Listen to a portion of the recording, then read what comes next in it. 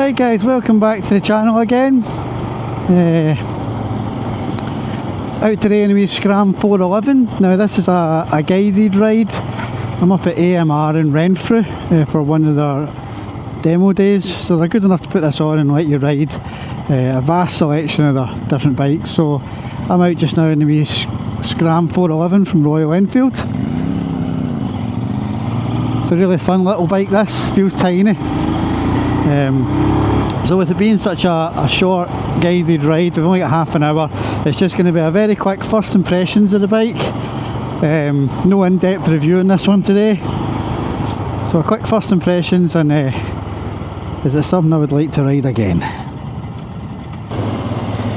So the SCRAM 411 is based on the previous model Himalayan with the 411 engine.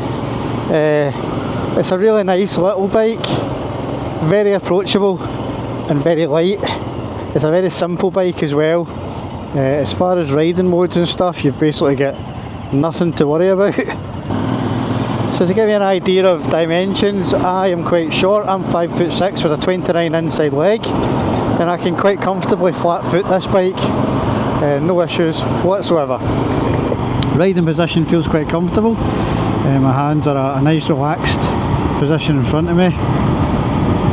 My legs are nice and comfortable, a wee bit more than our 90-degree bend in my leg, but it's comfortable. And the seat, there's not much space to move about, I'm kind of on it. But the bike feels like I'm actually sitting in the bike rather than on the bike. I know that might seem a bit strange, but I think just because it's such a small bike, that's kind of how it makes me feel. Right, so looking at the controls of the bike, the instruments are quite basic. You've got your standard speedometer, no rev counter on this bike here. Inside your speedometer you've got a small LCD display with your gears, fuel, total mileage, and that is it. To the right hand side you've got this wee pod here. It's not operational today in this ride, but that I believe is the Royal Enfield GPS pod, and that basically connects your phone and gives you turn by directions. Controls are very basic. On the left hand you've got your headlights, indicators, horn and a flash, headlight flasher. On your right hand side you've got your hazards, kill switch and start button, and that's it. Not much to worry about at all. So first impressions riding it, suspension is perfectly comfortable, compliant, non-adjustable and quite basic, but it seems to do the job absolutely fine. The bike is dead light, and because it's so light it's very easy to manoeuvre. The clutch has got a bit of weight in it. It's not the lightest clutch, it's not the heaviest clutch, but if you were sitting holding that in you would know about it. It's not. I don't think it's a slipper assist or anything like that. There's a bit of weight in it. Gear selection's fine. Bit clunky, but you know you're in gear. Now I've said before, this is just a personal thing. The bike's got round mirrors. I don't really like round mirrors. I don't think they give great visibility. I prefer something a bit longer, a bit more rectangular or teardrop shape, but that's easy to change. Riding along here, just about 25 miles an hour in 4th gear, and the bike's smooth enough. It's no issues when you accelerate. Doesn't lurch or hunt for fuel or anything like that.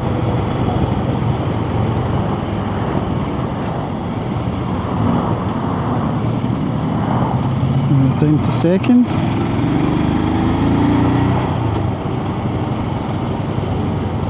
And so in 3rd gear, round the corner here.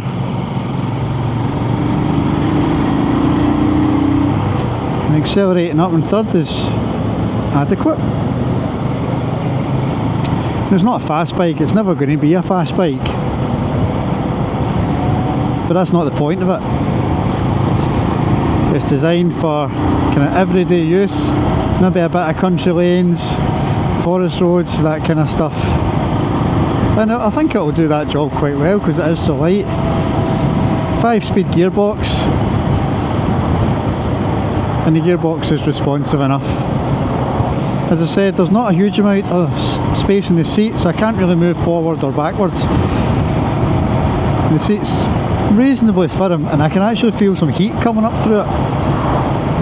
So if you're out and about on a cold day, you'll have a lovely warm butt.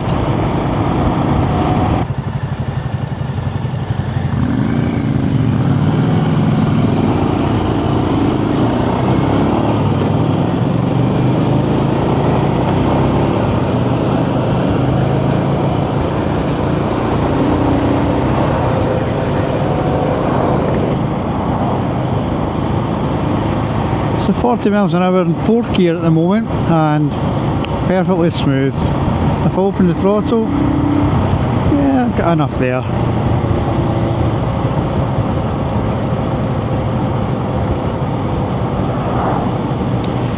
Interestingly there, when I close the throttle and let it slow down of its own accord, it feels a wee bit kind of lurchy, but nothing horrific. Brakes are adequate. They're certainly not sharp or anything like that, but they're adequate.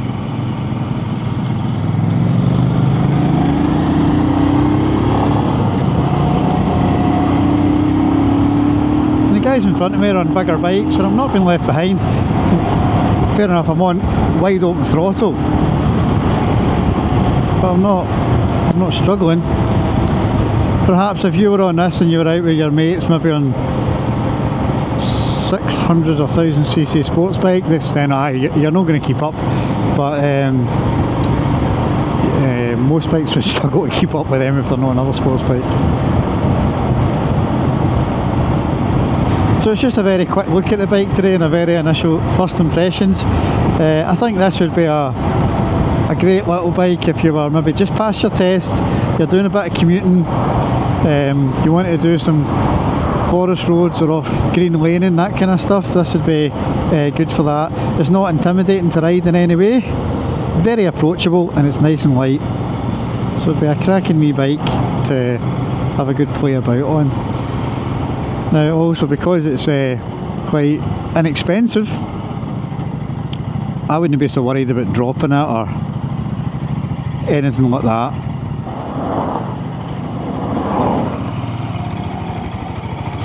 Right, 2nd gear, let's see what we can do. That's wide open throttle, 40, 50, 60, that's okay.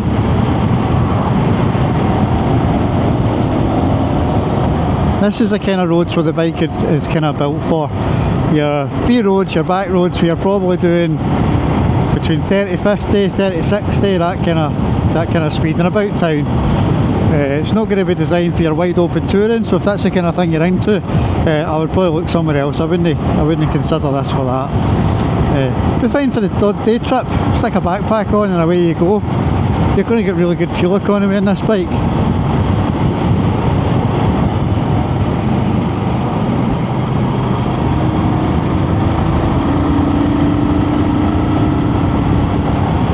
The bike counter steers fine,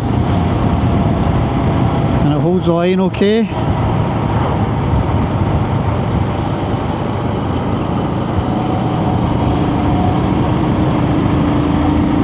And then in 5th gear, when you open the throttle, it will accelerate, but it's quite slow, so you're probably better to drop down a gear to accelerate out a corner. You can't really be lazy with this gearbox because it's not got the power to forgive you. Brakes are okay, they'll do the job. They're not going to set the world on fire, but they will stop you.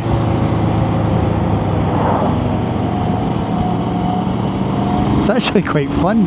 See these wee corners where you're flinging it about? There, that's right. That's me, you get the wide open throttle now, and the guys are pulling away, but I'm on the wheelest bike. Surprisingly, there's not a huge amount of vibration. There's no vibration through the pegs, nothing through the bars. I can feel a wee bit in the seat, but quite surprising really. So I think that should be a really good second bike. Let's say you had a big tourer, for example, or a big ADV bike or something like that, and you didn't want to bring it to the garage every time you were nipping to the shops or something. So if you get a wee bike like this, it would be ideal for that. A wee bit of commuting if you don't live too far for your work, and you could have the fun Sunday scrambles as well. It's quite engaging to ride because you are using all the power all the time. It's quite good fun. We're now going to pass. I won't get an overtake on this guy, I'm too slow. But I think as long as you remember the limitations of the bike and enjoy it for what it is, you'd have fun on it. I would certainly have fun on it. So guys, that's just a wee quick look at the SCRAM 411.